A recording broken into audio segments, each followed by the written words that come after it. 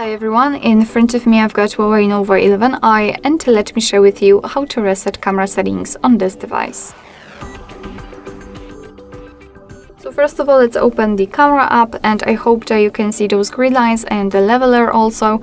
I've applied them before I've started the recording, and it is because I'd like to show you the visual evidence that the reset option will work.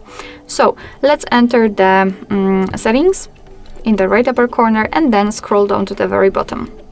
Now let's tap on Restore Defaults and tap on OK. And as you can see, basically this is the first evidence that we just reset the settings, because our device will ask us for the access to the location. So it is also the very first question which your device will ask you whenever you will open the camera for the very first time. So let me deny it, and as you can see, we do not have the grid lines nor leveler, which simply means that we just successfully reset the settings.